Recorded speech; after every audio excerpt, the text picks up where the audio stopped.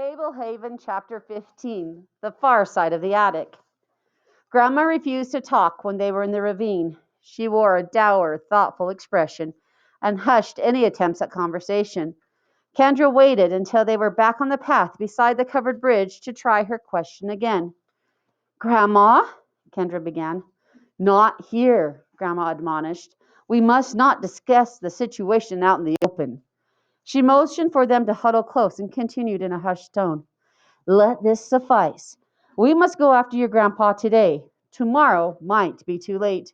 We will return home immediately, get equipped, and go to the place where he is being held. I will reveal his exact whereabouts once we are indoors. Muriel may not yet know his location, and even if she does, I don't want her to learn that we know. Grandma stopped whispering and hurried them along the path.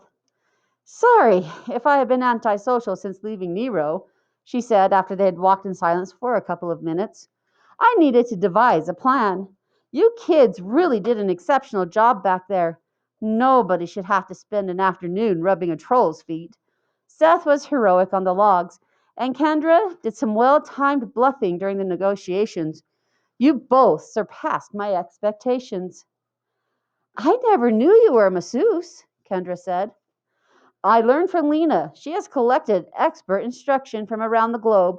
If you ever get a chance to receive a massage from her, don't turn it down. Grandma tucked some errant strands of hair behind her ear. She became distant again for a moment, pursing her lips and staring remotely as she walked. I have a few questions for you two. Things we can't talk about in the open. Have you met a man named Warren? Warren, Seth repeated. Handsome and quiet, white hair and skin. Dell's brother?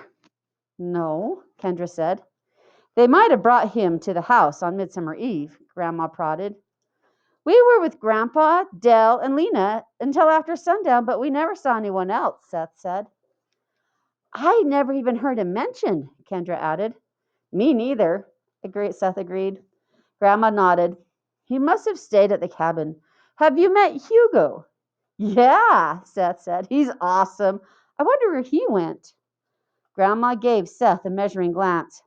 I trust he has been attending to his chores in the barn. I don't think so, Kendra said. We had to milk the cow yesterday. You milked Viola? Grandma said, plainly astonished. How? Kendra described how they set up the ladders and slid down her teats. Seth added details about how milky they had gotten. Resourceful children, Grandma said. Stan had told you nothing about her? We found her because she was mooing so loud, Seth said. She was shaking the whole barn. It looked like her udder was going to explode, Kendra said. Viola is our milch cow, Grandma said. Every preserve has such an animal, though not all are bovine.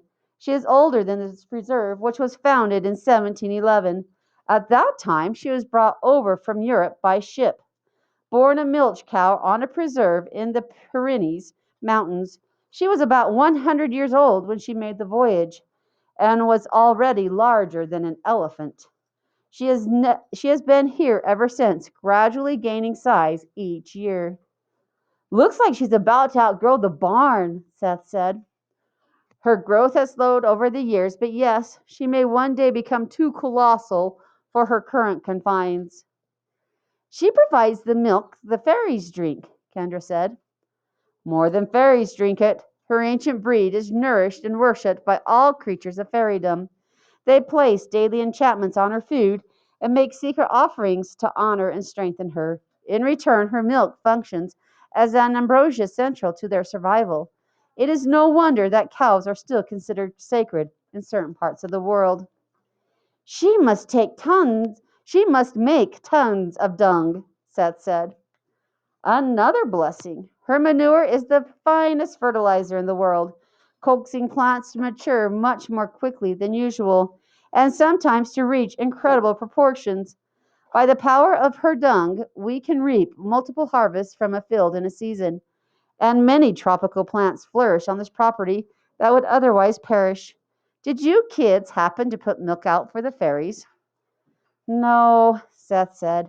We spilled it all down the drain. We were mainly trying to calm down the cow. No matter. The absence of milk might make the fairies a little ornery, but they'll get over it. We'll see if they get some tomorrow at the latest. So, normally Hugo milks Viola, Kendra surmised. Correct. It is a standing order, so there must be a reason he has not carried it out during the last couple of days. You have not seen him since Midsummer's Eve? No. He was probably assigned to watch over Warren in the cabin until summoned. He should come if we call. Could something have happened to him? Seth asked. A golem may seem like a little more than an animated matter granted elementary intelligence, but most creatures on this preserve fear Hugo. Few could harm him if they tried. He will be our chief ally in rescuing your grandfather. What about Warren? Kendra asked. Will he help too? Grandma frowned. You have not met him because his mind has been ruined. Dell has remained on the preserve mainly in order to care for him. Warren is lost in a catatonic stupor. Fablehaven has many stories. His is another tragic tale of a mortal venturing where he did not belong. Warren will be no help to us. Anybody else? Seth asked. Like the satires? Satires? Grandma exclaimed. When have you met satires? I may have some choice words for your grandfather when we find him. We met them by accident in the woods, Kendra assured her. We were taking stew from what looked like a well, and they warned us that we were actually stealing from an ogress. Those rogues were protecting their underhanded operation more than you, Grandma huffed. They have been pilfering her stew for years. The scoundrels didn't want to have to rebuild their thieving device. Probably sounded like too much work. Satires live for frivolity. The ultimate fair-weathered friends. Your grandfather and I share mutual respect with various beings on this preserve, but there's not much more loyalty than one would find out in the wild. The herd looks on as the sick or injured are brought down by predators. If your grandfather is to be rescued on such short notice, it will be our doing, with none but Hugo to aid us. It was late in the afternoon when they reached the yard. Grandma stood with her hands on her hips, taking in the scene, the ruined house, the damaged furniture strewn about the garden, the gaping glassless windows. I'm afraid to go inside, she muttered. You don't remember how bad it is? Kendra asked. She was a chicken, remember? Seth said. We ate her eggs. Creases appeared on Grandma's brow. It feels like such a betrayal to have your home violated, she said softly. I know sinister evil lurks in the woods, but they have never crossed that boundary. Kendra and Seth followed Grandma across the yard and up the porch steps. Grandma stooped and picked up a copper triangle, attaching it to a hook hanging from a nail. Kendra remembered noticing the triangle dangling among the wind chimes. A short copper rod was linked to the triangle by a chain of beads. Grandma clanged the rod noisily around inside of the triangle. That should bring Hugo, Grandma explained. She crossed the porch and paused in the doorway, staring into her home. Looks like we were bombed, she murmured. Such senseless vandalism. She roamed the gutted house in a somber daze, occasionally pausing to pick up a damaged frame and examine the torn photograph inside, or to run her hand along the remnants of a beloved piece of furniture. Grandma climbed the stairs and went to her room. Kendra and Seth watched her rummage through the closet, finally withdrawing with a metal lunchbox. At least this is intact, Grandma said. Hungry? Seth asked. Kendra slapped him on the shoulder with the back of her hand. What is it, Grandma? Follow me. Downstairs in the kitchen, Grandma opened the lunchbox. She removed a handful of photographs. Help me lay these out. The photographs were of the house. Each room was shown from several angles. The exterior was also displayed from multiple perspectives. In total, there were more than 100 pictures. Grandma and the children began spreading them across the kitchen floor. We took these pictures in case the unthinkable ever occurred, Grandma said. Kendra suddenly made the connection. For the brownies? Clever girls, said Grandma.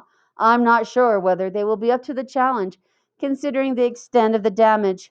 but they have worked miracles in the past. I'm sorry this calamity befell us during your stay." "You shouldn't be," Seth said. "It happened because of me." "You mustn't assume all the blame," Grandma insisted. "What else can we do?" Kendra said. "We caused it." "Kendra didn't do anything," Seth said. "She tried to stop me. The whole thing is my fault." Grandma regarded Seth pensively. "You did not mean to harm Grandpa. Yes, you made him vulnerable through your disobedience. As I understand, you were commanded not to look out the window. Had you heeded the order, you would not have been tempted to open the window, and your grandfather would not have been taken. You must face that fact and learn from it." "But the full blame for Stan's predicament is considerably more guilt than you deserve. Your grandfather and I are caretakers of this estate. We are responsible for the actions of those we bring here, especially children. Stan allowed you to come here to do your parents a favor, but also because we need to start selectively sharing this secret with our posterity. We will not be around forever. The secret was shared with us, and a day came when the responsibility of this enchanted refuge fell on our shoulders. One day, we will have to pass the responsibility on to others."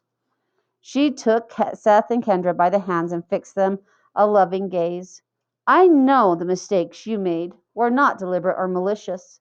Your grandfather and I have made plenty of mistakes ourselves. So have all the people who ever lived here, no matter how wise or cautious.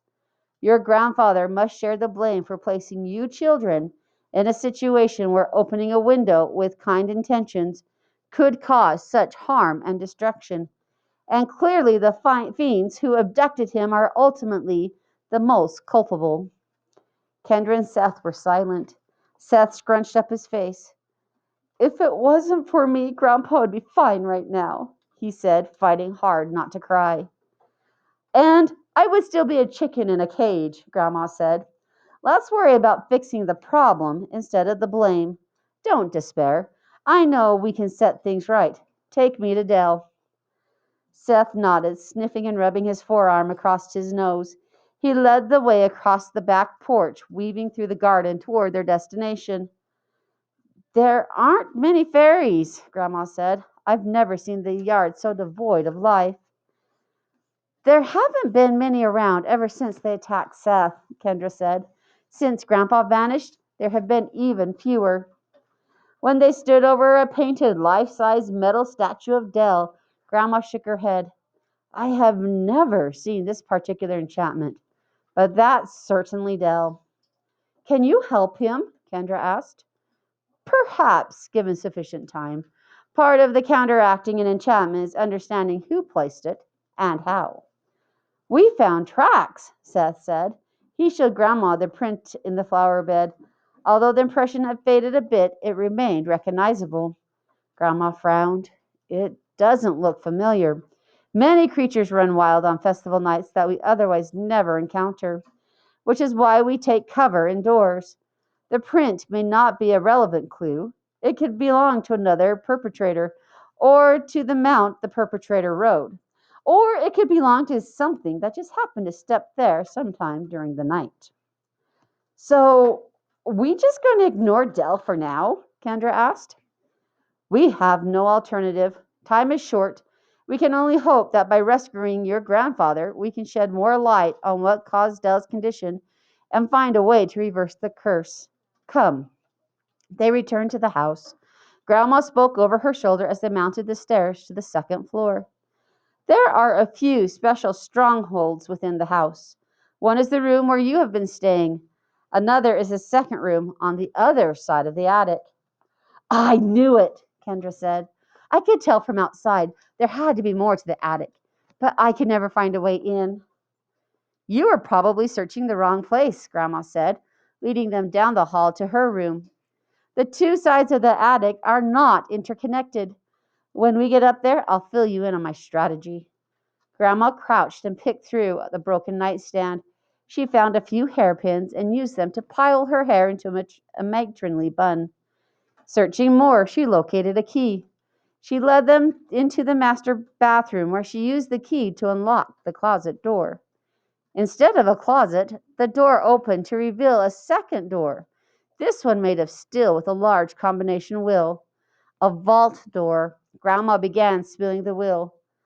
4 turns right to 11, 3 left to 28, 2 right to 3, 1 left to 31, and a half right turn to 18. She pulled the lever and the heavy door clacked open. Carpeted stairs led up to another door. Grandma went up first. Seth and Kendra joined her in the attic. This side of the attic was even larger than the playroom. Grandma flipped a switch, and several lights dispelled the dimness. A long workbench dominated one side of the room. The wall above it, covered with tools, supported on pegs. Handsome wooden cabinets lined the other walls. Various objects littered the room. A bird cage, a photograph, a battle axe, a hanging scale, a mannequin, a globe the size of a beach ball. Trunks and boxes were arranged on rows on the floor, leaving just enough aisle space to access them. Heavy curtains concealed the windows. Grandma motioned them over to the workbench, where they perched on stools. "What's in all the boxes?" Seth asked. "Many things, most of them unsafe. This is where we guard our most prized weapons and talismans, spell books, ingredients for potions, all the good stuff." "Can you tell us more about Grandpa now?" Kendra said. "Yes. You heard Nero say that Stan and Lena are being held in the Forgotten Chapel. Let me summarize some history and bring the ramifications into view. Long ago, this land was possessed by a powerful demon named Bahamut. For centuries, he terrorized the natives who dwelt in the region. They learned to avoid certain areas, yet even with these precautions, nowhere in the vicinity was truly safe. The natives made whatever offerings the demon seemed to require, but they still lived in fear. When a group of Europeans offered to overthrow the demon in exchange for a claim to the lands he haunted, the incredulous local leaders consented. Aided by mighty allies and potent magic, the Europeans successfully subdued and imprisoned the demon. Some years later, they founded Fablehaven on the land they wrested from Bahamut. Years passed. In the early 1800s, a community comprised chiefly of extended family had developed on this preserve. They built a number of dwellings around the original mansion. This was before the current house and barn were constructed. The old mansion still stands deep within this property, though most of the flimsier structures around it have been swallowed by time and the elements. Although their homes are gone, they did construct one lasting structure, a church.